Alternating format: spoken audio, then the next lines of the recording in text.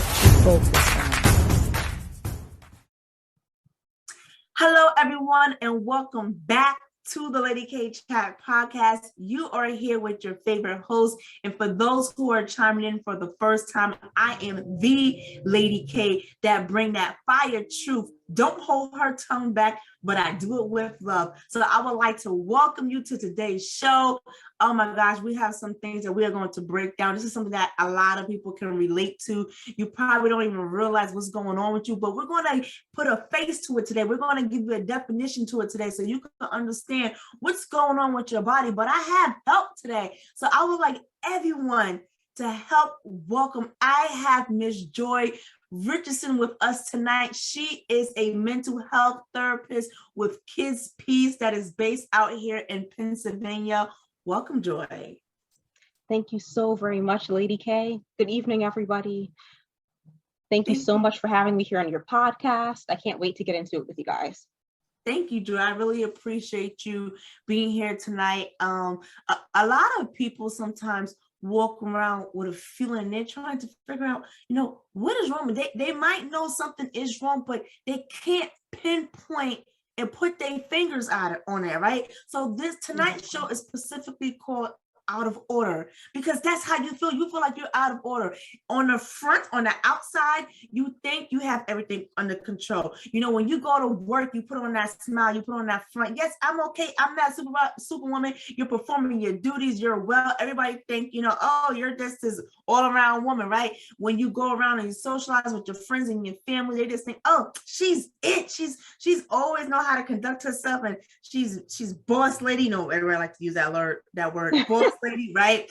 But then when you go home, you can't put on that mask for too long, because then you might have family there, and your family might see something is a little off, but you're not expressing everything, but instead you're lashing out. So sometimes people in your household, they're a little bit confused, but we all know that's not the real reason why you're pissed. The real reason why you're pissed is because you're self-sabotaging yourself. You're walking around like everything is okay when it's not okay. So today we just want to identify some things like, could you say, Kalima, what's self-sabotage? You may not know what it is, or you may know, but you may not realize that you're doing it. So Joy and I today, we're actually going to break it down what it looks like, so you can have a clear understanding and a clear picture of what self-sabotaging really means. So let's talk about it. So one example that I'm going to provide, I'm going to let Joy provide after this, but one I'm going to provide, I'm going to say this, and I know there are some people out there struggling with this. When you say yes to someone, when you really want to say no. So they might be asking you at work, hey, it's not your duty, it's not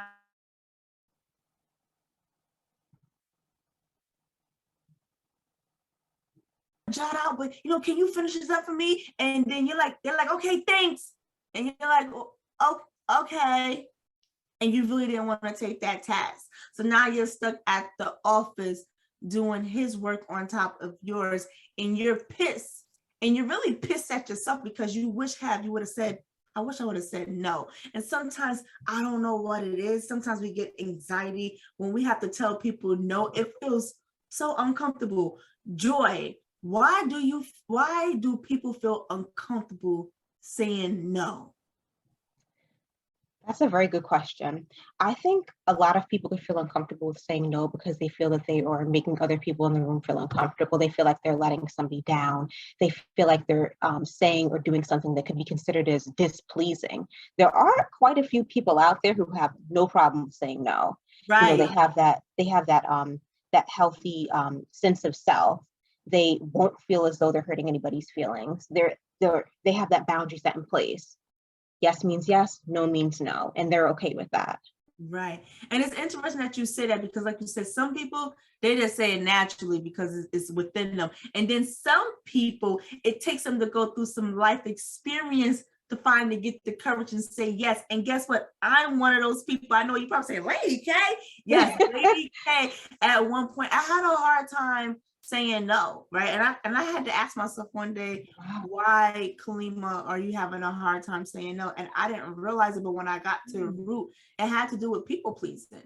I was trying to Hmm. please people, but instead of pleasing people, I was hurting myself. So now, I don't even give an explanation, because if you say something to me that I do not want to do, I do not have time to do, I'm going to tell you no. And then when you ask me why, I'm saying because I said no. I don't have to give a reason why I say no. No is a complete sentence, and I need everyone else to get in hit with it too, if you was anything like me. So it's like I said, it took a lot of years for me to get comfortable to that level to say no. And there's people that's probably like in their 50s and 60s, and they might still have a hard time saying it. So it does Absolutely. not, age does not define it. It's your confident level. And this, you get into a point of putting your foot down. I said what I said with authority. And that's the thing too. You have to speak with authority for people to respect you, because we all know when you're constantly saying yes, they already know, oh, Lady Kayla was going to do something, let's give it to her. But if they know, Absolutely. Tom, he always say no, hell no, we ain't asking him. See, people know who to pick and choose. And when you Absolutely. decide to say it stops here, you're doing a wonderful thing for yourself. So, Exactly. Joy, have you ever had a moment where, you was in that self-sabotaging of saying yes when you really wanted to say no? Yes, I could actually, speaking from a place of transparency, I think I've had a lot of those moments. And I think that it could stem back, going as far as childhood, whether it was a learned behavior, whether it has something to do with how you view yourself or your level of worth, or what it is that somebody has told you. I got so used to always saying yes and always wanting to be so giving that sometimes we as human beings, we give a little bit too much. Or I shouldn't even say give a little bit too much. You bite off a little bit more than what you could chew, or you want to be able to help this person, you want to help the neighbor, and you want to help the family member, you want to help the friend, but you almost give all of yourself away and you don't have enough left inside of you. You don't take time to replenish. And I've realized that sometimes I've done that in the past, where I have given so much and I didn't take the time that I needed to take, to engage in self-care, Right. to decompress, to take time to process, to think. My immediate response is, oh yes, because that friend asked. Oh yes, because that sibling asked. Oh yes, because that person in need asked me. And it would ultimately leave me in a place of like burnout. And I'm looking back like, oh my gosh, maybe I shouldn't have. Or I'm Right. up, doing X, Y, and Z, and I'm pulling an all-nighter instead of being, asleep in my bed, getting the proper rest to begin my day. So it takes time. Exactly. Like you It said, do. saying no is one of the most empowering things that you could do for yourself. You will feel so empowered afterwards. In the moment, it may feel uncomfortable. For a person who, for example, is a bit more passive, saying no or telling a person that you feel uncomfortable could almost feel like aggression. If you're passive, being assertive feels like aggression. It really can. Right. And I know people like me, I know sometimes they have both of them. They have that passive aggressive.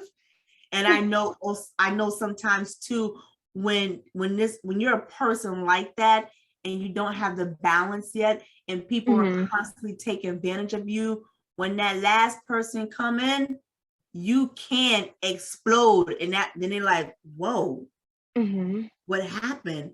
And I can tell you, I had those moments, and I had to realize what was triggering. See, we don't realize what are our triggers.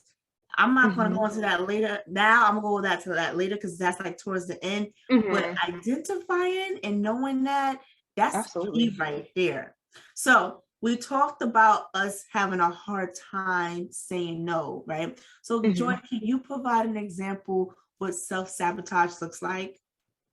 Okay, so self-sabotage could ultimately look like what's best, or actually, can I take a step back? Go ahead. A lot of times people don't even realize that they're engaging in self-sabotage. You think that you're doing what's right for you, but subconsciously, that self-sabotage comes from a place of, like I mentioned earlier, you perhaps like not feeling worthy. Maybe somebody told you something negative about yourself when you were younger. Maybe you were harassed or bullied. Maybe your parents were abusive or neglectful in some way. And it almost becomes like a self-fulfilling prophecy. You think Wow. that you have a certain level of worth, so maybe I should, for example, I should step out and I should try going into a new career, or I really should, see about going to a particular university. I really should, have a conversation with somebody about something that's bothering me. But instead, you'll sabotage yourself. You won't have that conversation that ultimately could unlock the door, or it could be the key to unlocking the door to open up and release you from a situation. You won't go to that university and say, let me take that test so I could, begin my journey there. You won't go apply for that job because maybe deep down inside you feel like they may view you as undeserving. But again, that's you fulfilling that self-prophecy, if that makes sense. Absolutely. It makes a lot of sense. You hit it on the head. And like you said, people do it on a day-to-day basis. Mm-hmm. They don't even realize it. Just like recently, I was having a conversation with someone and we was talking, and I didn't realize I cut the person off. And then, Mm-hmm. they got into like their little moment. And it was like, you know Mm-hmm. what, forget it. It was like, go on and speak. And I said, no. I said, you have to for. I said, I apologize because, I was just so excited to share some news Mm-hmm. with them. It wasn't intentional, but they got Mm-hmm. defensive. And for that person, it triggered them. It made them remember some things that people have done to him. And now he's taking it out on me. And it's like, well, Mm-hmm. I didn't mean that. He was like, well, when people do this to me, this is how I process it. I said, but that's not my intention. That's not how I thought. So it's funny that you Mm-hmm. said that. So I said, go ahead and speak. And he was like, no. And I said, you see, I said, you know what you just did right there? I said, you self-sabotage yourself. I said, you want to say something, but now you're holding your tongue. And I said, don't be coming at me, being mad at me when I gave you the floor and the opportunity to speak and you don't want to speak. And when I said that to him, I think it dawned on him like, damn, I'm self-sabotaging myself. He didn't even recognize he was doing that to himself. And I had to tell him. And when I did, and we actually had the conversation and it was over, I can tell it was a big relief for him because he kind of felt a little bit better. And then we just flowed with our conversation, and that was that. So maybe sometimes people have their moments when you tell them about themselves. And we all know sometimes we don't like when people tell us about ourselves. What, you trying to tell me about myself? Excuse you, I know me. Exactly. And the funny thing is we have one persona of ourselves, and then the people actually see, who we are, like, because sometimes we don't realize some of the things that we do, some of the habits that we display. Absolutely. And, we think sometimes we're hiding it, and we're not doing a good job at hiding it. So, you mentioned that part about self-sabotage. I'm going to also say too that a lot of us don't realize we self-sabotage ourselves in relationships. And I want to talk about romantic relationships. Mm-hmm. Your significant other can ask you to do something that you may not be comfortable doing, but because you want to make them happy, you go ahead and do so. But your inside is like screaming, I don't want to do this. And you know what? You should not. And it's funny that I'm saying this. I actually had an encounter like that. Sometimes when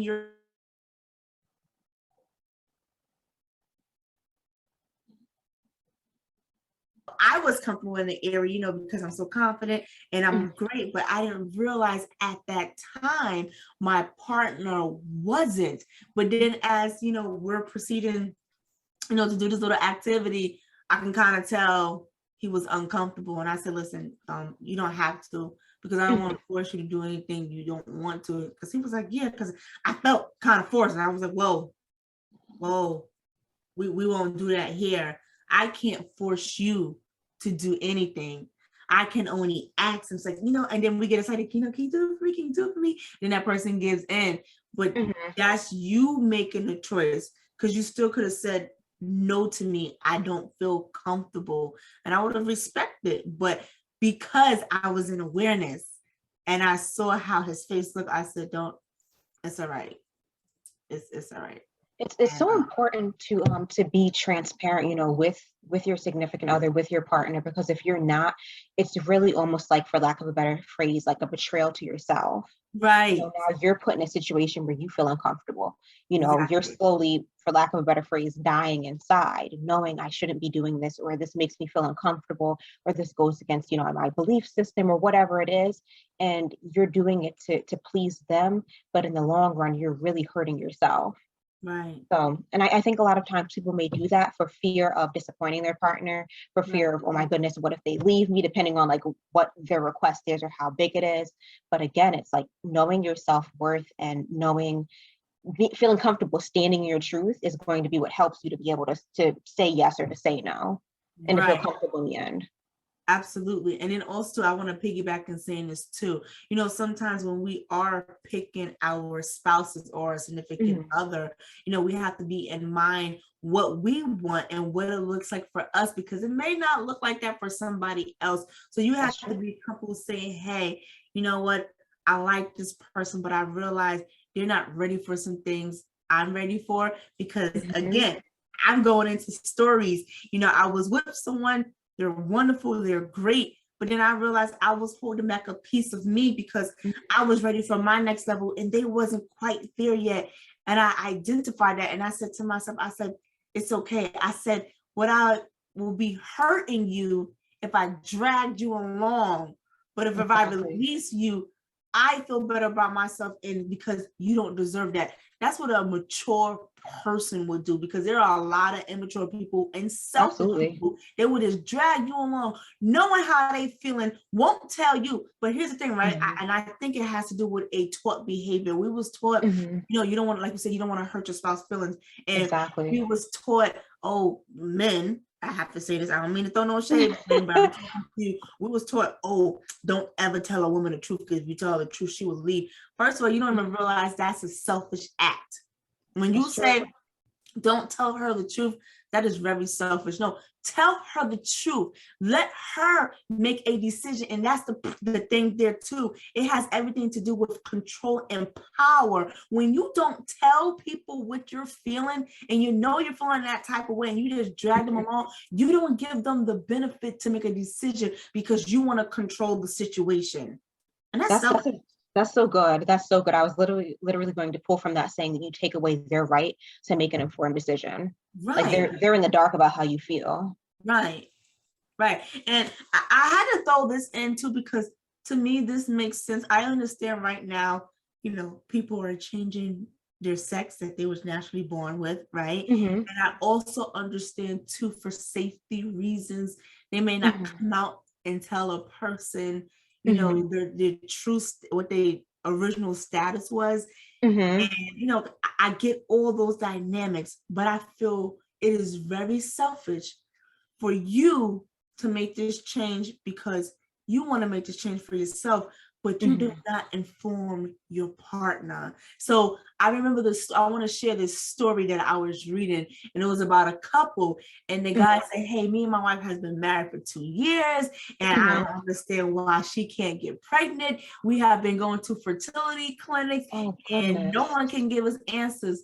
But the whole time, the wife was really born a man. So she had the full sex operation change, but she did Wow. not inform him. One right there, not only was that self-sabotaging, that was selfish. Oh. And there's a whole bunch of names that I can go after that, but I'm not going to go Hmm. into it. But that's just a primary example of taking away a person's right. That Hmm. self-sabotaging and taking away a person's right, that goes hand in hand. That's a really great example. I mean, looking at it from, from an outside perspective, I could only imagine, that individual who went through their transition must have really loved and cared about that other person. And I can only Right. imagine like the great anxiety or the depression or the trauma they may have faced in the past.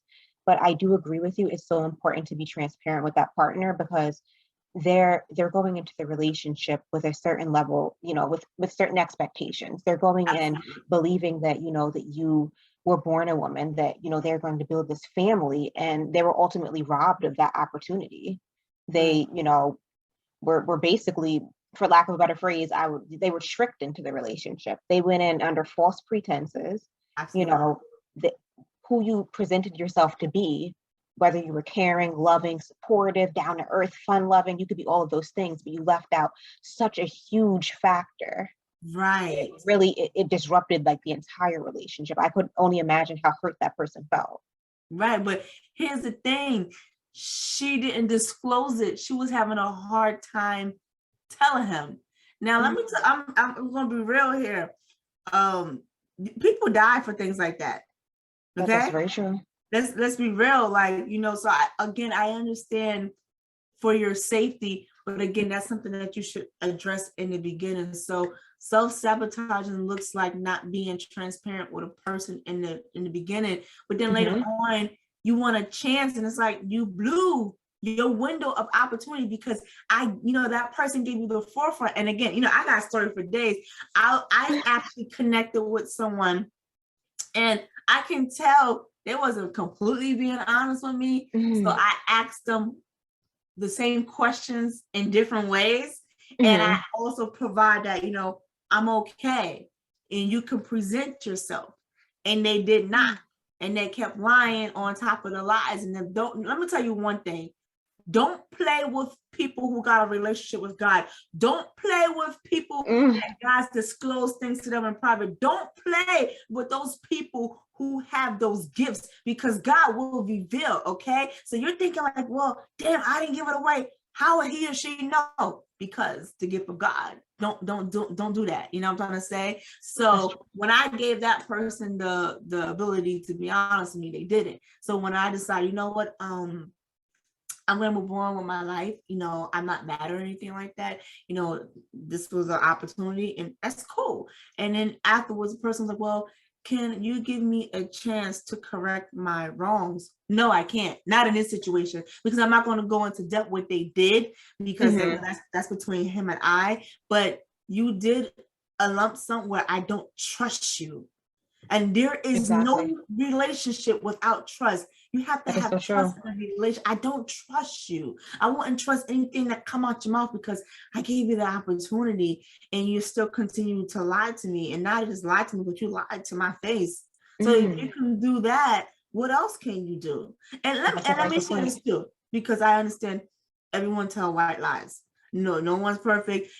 That's like, absolutely. The children going in the refrigerator knowing they're not supposed to be in the refrigerator late at night, and they take and stuff. And your mom is actually, did you go in the refrigerator? No, mommy. And damn well that they child, were in there. We get that. Those are white lies. And I'm not trying to say they don't exist, but when you put on big lies on top of big lies, and for no reason, when the person gave you the opportunity, did it to yourself. But I also realized too, right? You cannot expect transparency from a person who's not honest with themselves. That yes, that is good. that is so good. You can't expect that. How can you expect them to be transparent with you when they're not being honest with themselves?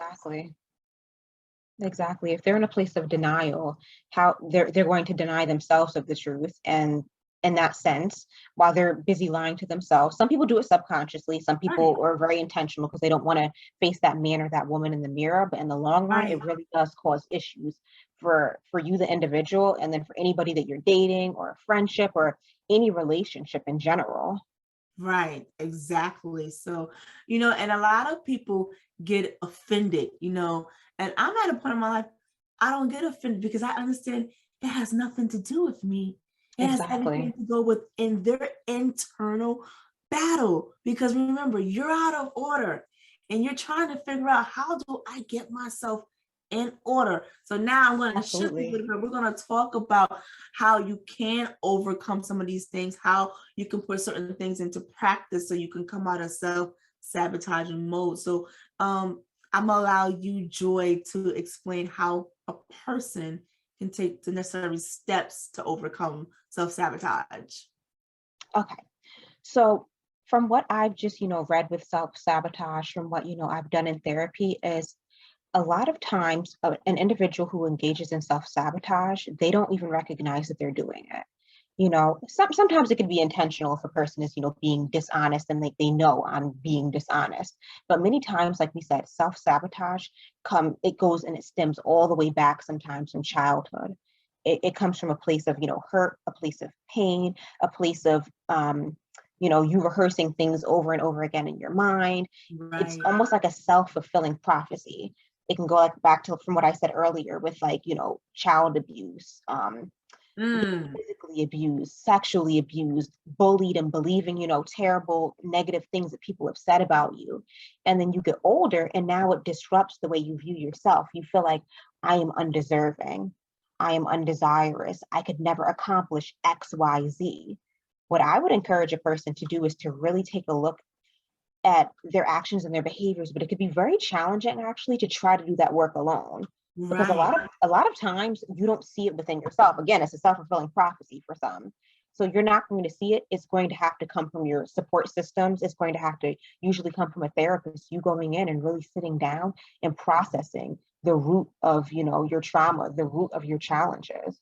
And after being in therapy for some amount of time, you'll begin, you know, to peel back the layers of the onion and learn, oh, the reason that I'm dishonest, the reason that I lash out is because, you know, I never felt like I had a voice when I was a child. And now I feel like I don't have to hold my tongue for anybody. Like, of course, these are just examples, but everybody has something that they've gone through. Everybody has, you know, a trauma that stems from their childhood or a behavior and action that they have to overcome.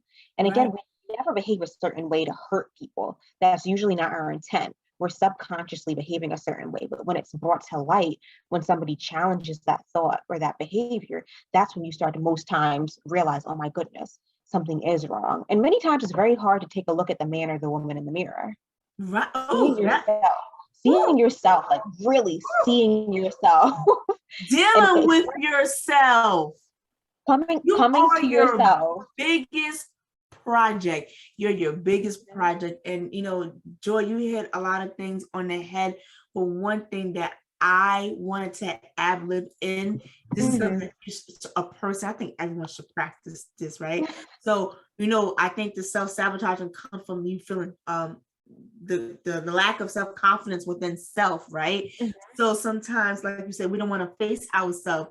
I know you're gonna be like, Lady K, really? But yes, I challenge you to get completely naked and look at yourself in the mirror.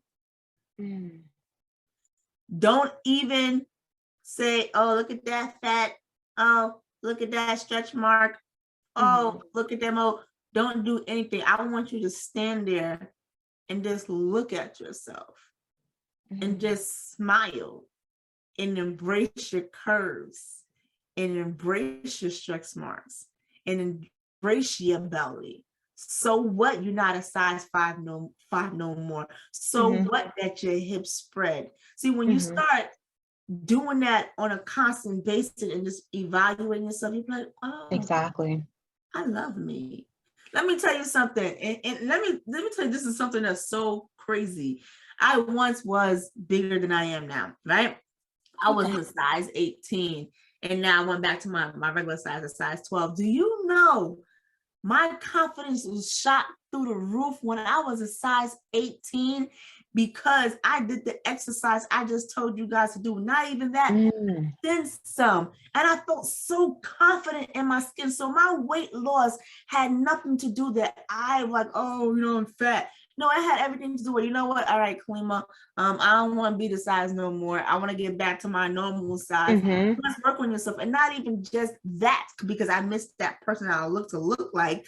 I Mhm. wanted to do it for my health. That was the most important thing. My health was so important. And I took that into Absolutely. tap two. And sometimes we have self-sabotaging moments in our health, knowing that we're playing Absolutely. a big part of it, but we're doing nothing about it.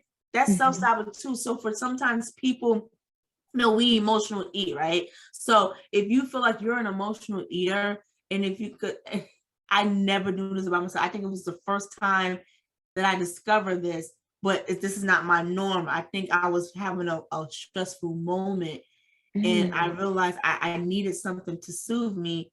And I was about to go back, grab a bag of chips, and I said, I don't do this. So sometimes you don't even know that you're doing new things, and we just do it Exactly. unconsciously. But if you are that person that self-sabotages yourself by food, and you recognize it, and you say no, just say no to yourself. Exactly. And that's not depriving yourself. That's actually you creating the discipline. So discipline is Exactly. very important. And you got to take the baby steps. Now, some people, they have the willpower just to do something, just cut themselves off from certain things. And then some people actually need the baby steps. But you got to ask yourself, what's going to work with me? Because perfect example, right? As far as I said, I wanted to do the transition to lose the weight. Yes. I was intentional about it. I had made up my mind, this is what I want. I went on a fast, and the thing was to not eat meat no more. I wanted to transition to the pescatarian lifestyle. I don't say diet, because when you say diet, people already, oh, I got to restrict myself. So it's a lifestyle. So when I was ready to transform myself, I went on a fast. And I kid you not, everyone, and I kid you not, Joy, when I came off that fast, I had no desire for meat. So some people say, oh, you gotta do it step by step. I went cold turkey. Cold turkey, I have now made my 2-year anniversary, going from a size 18 to a size 12.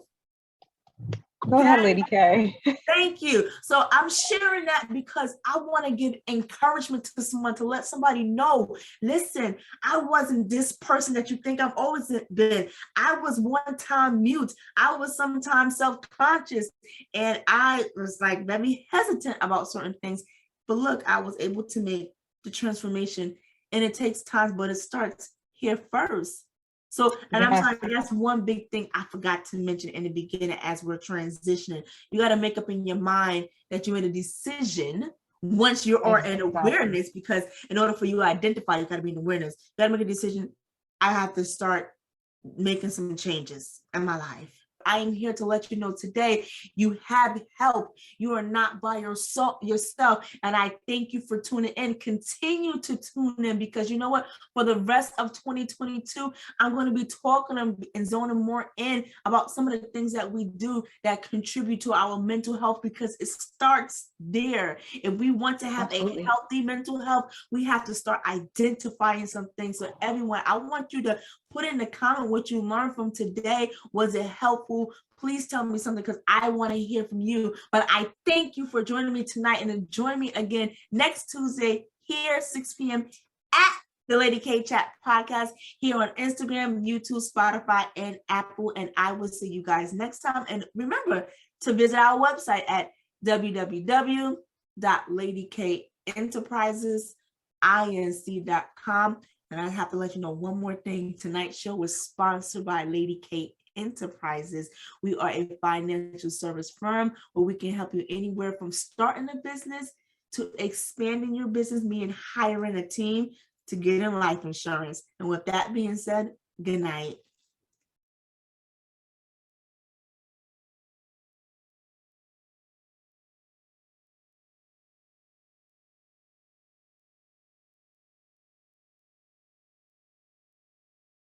Lady K.